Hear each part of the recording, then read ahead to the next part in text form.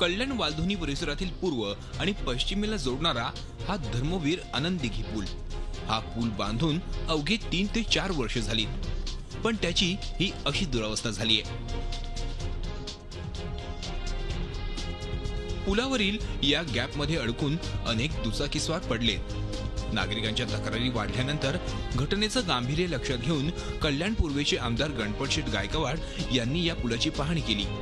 पहिल्यापासूनच अतिशय निकृष्ट बांधकाम असलेल्या या पुलाच्या ठेकेदाराची आणि पालिका अधिकाऱ्यांची चौकशी व्हावी अशी मागणी गणपतशेठ गायकवाड यांनी पालिका आयुक्तांकडे केली आहे. तिथे त्या खड्ड्यात गाडी आपटते, त्यांची गाडी, आणि दुर्घटना होण्याच्या संभावना आहेत. आणि या ब्रिजचं स्ट्रक्चर ऑडिट झालं पाहिजे. ज्या अधिकाऱ्यांच्या कागामध्ये हा ब्रिज बांधला त्या अधिकाऱ्यांची सुद्धा चौकशी झाली पाहिजे, कारण की हा एकदम निकृष्ट दर्जाचा ब्रिज बनवला असं वाटतंय.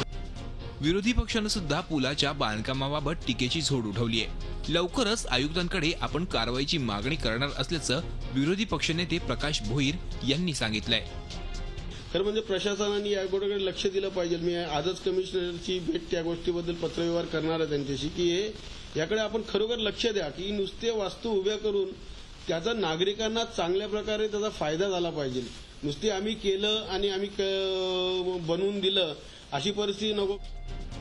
लाचखोर म्हणून कुप्रसिद्ध असलेले अभियंते सुनील जोशी आणि PK उगले या अभियंत्यांनी या पुलाचं बांधकाम केलंय.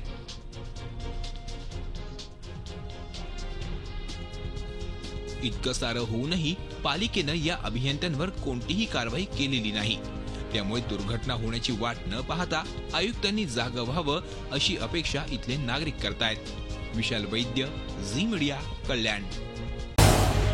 झी 24 तास रहा एक पाऊल पुढे.